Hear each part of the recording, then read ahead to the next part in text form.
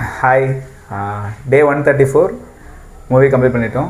So நம்ம channel புதுசாக பார்க்குறவங்க சேனல் சப்ஸ்கிரைப் பண்ணிக்கோங்க அண்ட் வந்து பெல் ஐக்கானே கிளிக் பண்ணிக்கோங்க. ஸோ தட் நம்ம அப்லோட் பண்ணுற எல்லா வீடியோமே உங்களுக்கு ரெகுலராக வந்துகிட்டே இருக்கும். அண்ட் நம்ம சேனலில் பார்த்தீங்கன்னா ஒரு சேலஞ்ச் ஒன்று பண்ணிகிட்ருக்கோம். 365 days 365 மூவிஸ் சேலஞ்ச் தான் அது. ஸோ டெய்லி ஒரு மூவி நம்ம தேட்டரில் பார்ப்போம். ஸோ அந்த வகையில் இன்றைக்கி நம்ம வந்து 134 மூவிஸ் வந்து கம்ப்ளீட் பண்ணியிருக்கோம். ஸோ மூவி நேம் பார்த்தீங்கன்னா ரெட் ஃப்ளவர்.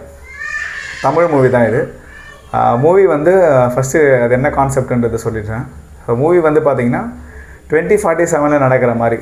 ஸோ இன்னும் வந்து ஒரு 12 years கழிச்சு ஃப்யூச்சரில் நடக்கிற மாதிரி தான் வந்து கதை இருக்குது. ஸோ அதில் பார்த்திங்கன்னா மால்கம் டைனஸ்டின்னு சொல்லிட்டு ஒரு இயக்கம் வந்து ஸோ ஃபுல் அண்ட் ஃபுல் வந்து சர்வாதிகார ஆட்சி நடத்துறதுக்காக எல்லா நாடுகளையுமே வந்து அவங்க கண்ட்ரோலுக்கு எடுத்துகிட்டு ஸோ அதுக்கிட்டேருந்து வரிகள் வந்து வசூலிக்கப்படுறாங்க. ஸோ அந்த வரிகள் கட்டாத நாடு, அந்த டேக்ஸ் பே பண்ணாத நாடு எல்லாமே வந்து இவங்க வந்து ஸோ அந்த நாடை வந்து எப்படி பழி வாங்கணுமோ ஸோ அதை பயம் கொடுத்து அவங்க கிட்டேருந்து வேணுன்றதை வந்து எடுத்துக்கிறதுக்காக பார்க்குறாங்க. ஸோ இப்போ அந்த உலகத்தை ஆட்டி படைக்கிற அந்த மால்கம் டைனஸ்டியோட பார்வை வந்து இந்தியா மேலே வந்து வந்திருக்கு. இப்போ இந்த இந்தியாவை கேப்சர் பண்ணுறதுக்காக அவங்க வராங்க. ஸோ அதுக்கு வந்து சம் கைண்ட் ஆஃப் வந்து கோல்டு வந்து ஒரு ஹியூஜ் அமௌண்ட் ஆஃப் கோல்டு வந்து அவங்க கேட்குறாங்க. ஸோ அதுக்கு வந்து இந்தியா வந்து இதை மொத்தத்தையும் அவங்களுக்கு கொடுத்துட்டோன்னா ஸோ டோட்டலாக வந்து அவங்க இந்தியாவோட வெல்த்தே கேட்குறாங்க. ஸோ அதை வந்து நம்ம கொடுக்க முடியாதுன்னு சொல்லிட்டு ஸோ இப்போ இந்தியா வந்து என்ன ஸ்டெப் எடுக்கிறாங்க அப்படின்றதான் வந்து கான்செப்ட்டு. ஸோ இப்போ இதில் ஹீரோ பார்த்திங்கன்னா ஹீரோ வந்து இதில் டபுள் ஆக்ஷன், ஒரு ஹீரோ அண்ட் வந்து ஒரு ட்வின் பிரதர். ஸோ அண்ணன் வந்து சீக்ரெட் ஏஜெண்ட்டாக இருப்பார். ஸோ தம்பி வந்து பார்த்திங்கன்னா ஸோ அவர் வந்து அவருக்கு அகெயின்ஸ்டாகவே வந்து இருப்பார் இந்த மூவியில். ஸோ இப்போ இதுதான் வந்து மூவியோட ஹோல் கான்செப்டே. ஸோ பட் இது வந்து ஒரு ஸ்பை த்ரில்லர் எடுக்கிறதுக்கு வந்து ஒரு சீக்ரெட் ஏஜெண்ட்டாக இருக்கிற ஹீரோனா ஒரு ஸ்பை த்ரில்லர் வந்து சூப்பராக வந்து எடுத்துருக்கலாம். அண்ட் வந்து பார்த்திங்கன்னா இப்போ வந்து அண்ணன் 2 பேரும் ட்வின்ஸுன்னும் போது ஸோ கதை வந்து இன்னும் கொஞ்சம் ஒரு ஆக்ஷனோ இல்லை வந்து கொஞ்சம் சென்டிமெண்ட்டோ கொஞ்சம் அதிகமாக வந்து இருக்கிறதுக்கு சான்ஸ் இருக்குது. ஸோ அப்படி வந்து எடுத்துருக்கலாம். அண்ட் இது ஃப்யூச்சரை பேஸ் பண்ணி எடுக்கிறாங்க. ஸோ நிறைய வந்து ஒரு டெக்னாலஜிஸ் வந்து காமிச்சிருக்கலாம். அண்ட் வந்து ஒரு சயின்ஸ் ஃபிக்ஷன் மாதிரி வந்து நம்மளுக்கு இன்னும் கொஞ்சம் வந்து டெக்னாலஜிஸ் அதிகமாக காமிச்சு நம்ம பார்க்காத விஷயம், புதுசாக ஏதாவது விஷயம் வந்து காமிச்சிருக்கலாம். பட் இந்த மூவியில் வந்து அப்படி எதுவுமே வந்து பண்ணல.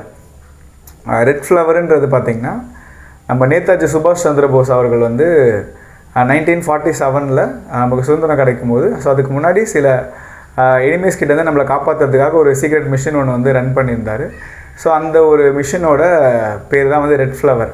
ஸோ அது வந்து அப்போ சக்ஸஸ்ஃபுல்லாக வந்து அந்த நம்ம நாட்டுக்குள்ளே ஊடுருவாமல் வந்து தப்பிக்கிறதுக்கு நமக்கு அந்த மிஷன் வந்து ரொம்ப ஹெல்ப்ஃபுல்லாக இருந்துச்சு அப்படின்ற மாதிரி இந்த மூவியில் வந்து சொல்லியிருப்பாங்க. ஸோ இந்த ஒரு விஷயத்தை தவிர்த்து வேறு எதுவுமே வந்து இந்த மூவியில் வந்து சொல்லலை. அந்த ரெட் ஃப்ளவர்ன்ற ஒரு விஷயத்தை பிளைண்டாக எடுத்துகிட்டு ஸோ இவங்க இஷ்டத்துக்கு வந்து ஒரு கதையை வந்து ரெடி பண்ணி வச்சுருக்காங்க. ஹீரோ பார்த்திங்கன்னா ஒரு சீக்ரெட் ஏஜெண்ட்டாக இருப்பார். ஸோ அவருக்கு வேலை கிடச்சே கொஞ்ச நாள் தான் இருக்கும். இப்போ ஃபஸ்ட்லேருந்து வந்தோன்னா கதை வந்து ஹீரோ அவரோட தம்பி 2 பேருமே வந்து மிலிட்ரி சர்வீசஸ்க்காக வேலைக்காக ட்ரை பண்ணிகிட்டு இருப்பாங்க. ஸோ அவங்க 2 பேருமே அது ரிஜெக்ட் ஆகிடுச்சு மாதிரி தெரியும். பட் ஹீரோவோட அண்ணனுக்கு மட்டும் சீக்ரெட்டாக வந்து அந்த வேலை வந்து சீக்ரெட் ஏஜெண்ட்டாக கொடுத்துருப்பாங்க, ஒரு ஸ்பையாக. ஸோ தம்பிக்கு வந்து இந்த விஷயம் தெரிஞ்ச உடனே இவர் வந்து அண்ணனுக்கு அகெயின்ஸ்ட் ஆகிடுவார். அண்ட் முக்கியமான விஷயம் பார்த்திங்கன்னா இவர் வந்து அண்ணனோட கேர்ள் ஃப்ரெண்டு வந்து அது மேலே ஆசைப்பட்டு தம்பி வந்து அண்ணனே கொல்றதுக்கு வந்து முடிவு பண்ணிவிடுவார். ஸோ இப்போ இந்த வேலை கிடைக்காத விரக்தி அந்த கேர்ள் ஃப்ரெண்ட் மேலே இருக்க ஆசையில் இவர் வந்து போயிட்டு அந்த மால்கம் டைனஸ்டியில் சேர்ந்துருவார். ஸோ இப்போ இவர் ஒரு சீக்ரெட் ஏஜென்ட்டோட தம்பி. ஸோ வந்து நமக்கு த்ரெட் இருக்குன்றதுனால இவர் மூலிமா வந்து நம்ம அந்த ஏஜென்ட்டை கொலை பண்ணலான்னு சொல்லிட்டு அவங்களும் வந்து இவர் வச்சுக்கிறாங்க. ஸோ இந்த விஷயம் வந்து ஹீரோயினுக்கு தெரியாது. ஸோ இவங்க வந்து ஒரு தம்பின்னு சொல்லி நம்பி இவர் கூட வந்துடுறாங்க. இவர் அவங்கள வந்து அவங்களுக்கே தெரியாமல் கடத்தி வச்சுட்டு ஸோ ஒரு ட்ரீம்லேயே வாழ்ந்துட்டுருக்காரு. அப்புறம் வந்து பார்த்திங்கன்னா இந்தியா வந்து இதை ரிஜெக்ட் பண்ணதுனால அந்த மால்கம் டைனஸ்டிக்கு அவங்கக்கிட்ட இந்த டேக்ஸ் கட்ட முடியாதுன்னு சொன்னதுனால ஸோ அவங்க வந்து இந்தியாவோட பெண்கள் எங்கெல்லாம் இருக்காங்களோ ஸோ அவங்களெல்லாம் கூப்பிட்டு போய் நீங்கள் வந்து அப்யூஸ் பண்ணி டார்ச்சர் பண்ணி கொலை பண்ணால் இந்தியா வந்து நம்ம வழிக்கு வந்துடுவாங்கன்னு சொல்லிட்டு ஒரு அற்புதமான திட்டத்தை வந்து அந்த ஹெட்டு வந்து போடுறாரு. அவர் பேர் வந்து லூசிஃபர்னு வச்சுருக்காங்க. ஸோ இவங்க வந்து இப்படி பண்ணிகிட்ருக்காங்க. அண்ட் இன்னொரு பக்கம் வந்து அவங்க இந்தியாவுக்குள்ளே ஊடுருவவே இல்லை. இப்போ தான் வந்து டேக்ஸ் கேட்டிருக்காங்க. வந்து நம்ம நாட்டில் வந்து பிரைம் மினிஸ்டர், பிரசிடென்ட் எல்லாமே வந்து இருக்கிற மாதிரி காட்டுறாங்க. பட் வந்து அப்போவுமே வந்து ஹீரோயின் ஊருக்கு வரும்போது பார்த்திங்கன்னா சென்னையிலே அவங்க வந்து ரேஷன்ஸ் வந்து ப்ரொவைட் பண்ணுற மாதிரியும் ஸோ அதில் வந்து பொண்ணுங்களை வந்து டார்ச்சர் பண்ணுற மாதிரியும் வந்து சீன்ஸ் எடுத்து வச்சுருக்காங்க. ஸோ முழுக்க வந்து படம் ஃபுல்லாக வந்து பொண்ணுங்களை டார்ச்சர் பண்ணுற மாதிரி தான் அந்த மூவி காமிச்சிருக்காங்க. ஹீரோ வந்து இங்கே இந்தியாவே வந்து தூக்கி சாப்பிட்ற அளவுக்கு வந்து பிரச்சனை போயிட்டுருக்கோம். பட் ஹீரோ வந்து தேடிட்டே இருக்காங்க. ஹீரோ வந்து ஆப்போசிட் டீம் தேடுறாங்க, பரவாயில்ல. இந்தியாவிலேருந்து அவருக்கு வேலை கொடுத்த இந்தியாவிலே பார்த்திங்கன்னா அவர் தேடிட்டுருக்காங்க. எங்கே இருக்கார் அந்த ஏஜென்ட், அவரால் தான் நம்மளை காப்பாற்ற முடியும். அப்படி அவர் வில்லனுக்கும் தெரியாமல், நாட்டு பிரைம் மினிஸ்டருக்கும் தெரியாமல் அவர் அப்படி என்ன தான் ஒரு சீக்ரெட் மிஷனில் இருப்பாருன்னு தெரில. அவரை காட்டவே மாட்டாங்க. ஒரு 45 நிமிஷம் வரைக்கும் அவர் தேடிட்டே இருப்பாங்க. எங்கே இருக்கார். ஹீரோயின் ஒரு பக்கம் தேடுவாங்க, வில்லன்கள் ஒரு பக்கம் தேடுறாங்க, இந்தியாவிலேருந்து பிரைம் மினிஸ்டரு, சீஃப் ஜெனரல் எல்லாமே வந்து ஒரு பக்கம் தேடுறாங்க. அவர் தேடிட்டே இருக்காங்க. அவரும் எங்கேயாச்சும் ஒரு சீனில் ஸ்லோ மோஷனில் காட்டுறாங்க. படம் முழுக்க வந்து ஒரு அரை மணி நேரம் மேலே அவரை வந்து காமிச்சிருந்தாலே பெரிய விஷயம். ஹீரோவோட சீனே வந்து அவ்வளோதான். ஒரு 2 ஃபைட் சீனில் வந்திருக்காரு, அண்ட் அந்த ஹீரோயினோட ஃப்ளாஷ்பேக் சீனில் 2 சீனில் வந்திருப்பார், ஒரு சாங்கில் வந்திருப்பார், அவ்வளோதான். அது வரைக்கும் இவங்க பண்ணுற அட்டகாசம் தான் வந்து படம் ஃபுல்லாகவே இருக்கும். அந்த ஹீரோவோட கேரக்டர் எப்படி டிசைன் பண்ணியிருக்காங்கன்னு ஒன்றும் நம்மளுக்கு புரியவே இல்லை. அவர் வந்து ரா ஏஜென்ட்டாக அவருக்கு வந்து அப்போ தான் வேலையே கிடச்சிருக்கும் நம்ம காட்டும்போது. ஸோ அது ஒரு பார்க்கும்போதே வந்து எப்பவுமே அவர் வந்து ஒரு பிறந்ததுலேருந்தே ஒரு ரா ஏஜென்ட் மாதிரி தான் வந்து அவர் பிஹேவ் பண்ணிகிட்ருப்பார். சண்டை நடக்குதுன்னா கூட என்னென்னு போய் அங்கே கேட்க மாட்டார். ஸோ அவங்களாம் வந்து இவர்கிட்ட என்ன சண்டைன்னு சொன்னால் தான் வந்து போய் கேட்பார். ஒரு சீனில் ஹீரோயினை பிடிச்சி அடிச்சிட்டு இருப்பாங்க, இவர் அந்த இடத்துல தான் இருப்பார். போய் என்ன எதுன்னு காப்பாற்றிட்டு கதை கேட்போன்னு இல்லாமல் அங்கே இருக்க ஒரு அம்மா கிட்ட வந்து அவங்க அம்மா வந்து என் ஹஸ்பண்ட் எப்படி இறந்தார் தெரியுமா, இவர் என்ன பண்ணார் தெரியுமா, இவங்கெல்லாம் யார் தெரியுமான்னு சொல்லிட்டு அவங்க ஒரு அரை மணி நேரம் கதை சொல்கிறாங்க. அது வரைக்கும் அங்கே ஹீரோயினை போட்டு புரட்டி எடுத்துன்னு இருக்காங்க. அதுக்கப்புறம் தான் போய் ஒரு அடிச்சு ஹீரோயினை காப்பாற்றுறாரு. பாரில் வந்து ஒரு ரெஸ்டாரண்ட் இருக்காங்க, அங்கே ஒரு சீன் நடக்குது, ஹீரோயினும் இருக்காங்க. ஆப்போசிட் டேபிளில் வந்து ஒரு பொண்ணை வந்து இவங்க அதே மாதிரி வந்து அப்யூஸ் பண்ணி கொலை பண்ணுற ரேஞ்சுக்கு போயிட்டாங்க. அது கூட வந்தவனை வந்து சுடுற ரேஞ்சுக்கு போயிட்டாங்க. ஹீரோ வந்து பார்த்துனே தான் இருக்கார் அவ்வளோ நேரத்துக்கு. ஹீரோயினே டென்ஷன் ஆகி என்னன்னு கேளுங்க அப்படின்றாங்க. அப்போ இவர் பார்த்துட்டே தான் இருக்கார்.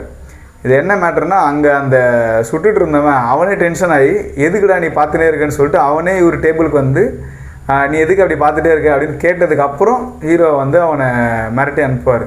ஸோ அந்தளவுக்கு வந்து யாராச்சும் வந்து ஒரு பிரச்சனைக்கு வந்து வந்தால் மட்டும்தான் வந்து அவர் தலையிடுவார். முக்கியமாக பார்த்தீங்கன்னா நிறைய ஃபுல் அண்ட் ஃபுல் வந்து இங்கிலீஷ் கோட்ஸ் வந்து படிச்சிருப்பாங்க போல். எல்லாத்துலேயும் இஷ்டத்துக்கு சம்மந்தம் இருக்கோ சம்மந்தம் இல்லை இங்கிலீஷ் கோட்ஸ் வந்து அடிச்சு விட்றாங்க. இப்போ இந்த இந்தியாவே இந்த உலகத்தையே கண்ட்ரோல் வச்சுருக்காரு, இந்தியாவை கண்ட்ரோல் எடுக்க வந்திருக்காரு. அவரை வந்து இப்போ எப்படி அந்த மிஷனை முடித்தாங்கன்னா, ஹீரோ சோலோவாக போகிறாரு. ஒரே ஒரு ஸ்னைப்பர் மட்டும் எனக்கு போதும்னு சொல்லிட்டு அவர் பாட்டு சோலோவாக போயிட்டே இருக்கார். ஸ்னைப்பருன்றவர் எங்கே இருந்துன்னா வந்து ஒரு ஓப்பன் ஸ்பேஸில் வந்து கவர் பண்ணலாம், இல்லை வந்து ஒரு பில்டிங்கை வந்து கவர் பண்ணலாம். ஹீரோ எங்கெல்லாம் போகிறாரோ அவர் ஸ்னைப்பர் எங்கேருந்து தான் சுடுறாருன்னு தெரில. ஹீரோ போயின்னே இருப்பார், ஹீரோ தாக்க வர எல்லாரையும் வந்து ஸ்னைப்பர் சுட்டுகிட்டே இருப்பார். ஸ்ட்ரைட்டாக போய் வந்து ஹீரோ வந்து வில்லனை வந்து சுட போயிடுவார். அண்ட் வந்து இந்தியாவில் வந்து ஒரு முக்கியமான ஸ்பாட்லாம் குறி வச்சு மிசைல்லாம் வந்து லான்ச் பண்ணி வச்சுருப்பாங்க. ஸோ இந்தியாவை அழிக்கிறதுக்காக. இப்போ அதை அழிக்க தான் இவர் போயிட்டுருக்கார் ஹீரோ. இவர் போய் அந்த வில்லனை சுட்டுட்டு அந்த ஐபேடோ அந்த இதோ எடுத்து பார்ப்பார், அந்த மிஷின் இருக்கிறது. ஸோ அதில் 40 செகண்ட்ஸ்னு காட்டும். ஸோ ஒரு 40 செகண்ட்ஸில் வந்து இந்தியாவே வந்து அழிய போகுது. அவர் அப்போவும் வந்து ரொம்ப கேஷுவலாக வந்து வில்லனுக்கு வந்து அட்வைஸ் பண்ணிகிட்ருப்பார். ஏன் இந்த மாதிரிலாம் பண்ணிகிட்ருக்க, இதெல்லாம் தப்புன்னு உனக்கு தெரியாதான்னு சொல்லி எல்லாம் கேட்டுட்டு ரொம்ப கேஷுவலாக தான் அதை வந்து கேன்சல் பண்ணுவார். இந்த விஷயத்த நம்ம prime minister and president and வந்து மிலிட்ரி ஜென்ரல் எல்லாமே வந்து வெளிலேருந்து இல்லை, அங்கே ஆஃபீஸ் ரூம்லேயே உட்காந்து அந்த கேமரா மாதிரி வச்சுருப்பாங்க எங்கெங்கெல்லாம் மிசைல் வந்துட்டுருக்குன்னு. ஸோ அதில் பார்த்துட்டு இவங்க வந்து மிஷன் கேன்சல் ஆனதை கைத்தட்டி என்ஜாய் பண்ணுவாங்க. ஒரு நாட்டுக்கே த்ரெட் இருக்குது, மிசைல் லான்ச் பண்ணியிருக்காங்க. ஸோ எங்கேயாச்சும் நம்ம ஓடி போய் வந்து மக்களை காப்பாற்றுவோம், அதுவும் இல்லையா சரி வந்து ஒரு முக்கியமான விஷயங்களை வந்து நம்ம நாட்டோட சீக்ரெட் எல்லாம் வந்து ஒரு பங்கர் மாதிரி ரெடி பண்ணுவோம், இல்லை ஏதாச்சும் வந்து ஒரு ஹைட் ஆகுன்ற மாதிரி இல்லாமல் ஆஃபீஸ்லேயே உட்காந்து பேட்டி கொடுத்துட்டு இவங்க வந்து அதை பார்த்துட்டு இருக்காங்க. ஸோ படம் 47 நடக்குது. அதாவது எப்படின்னா இவங்க 1947 நேதாஜி சுபாஷ் சந்திர போஸ் அவர்கள் எடுத்த அந்த பிளானை வந்து இவங்க 100 வருஷம் கழித்து இவங்க திருப்பி வந்து அதே ஆப்ரேஷனை கையில் எடுக்கிற மாதிரி. ஸோ இந்தியாவை வந்து எப்படி காப்பாற்றுறதுன்ற மாதிரி தான் இந்த படத்தை எடுத்துருக்காங்க. ஸோ இந்தியாவை வந்து காப்பாற்றணுன்னா இவங்க இந்த படத்தை எடுக்காமல் இருந்தாலே போதும், அந்த மாதிரி வந்து இந்த படத்தை வந்து எடுத்து வச்சுருக்காங்க.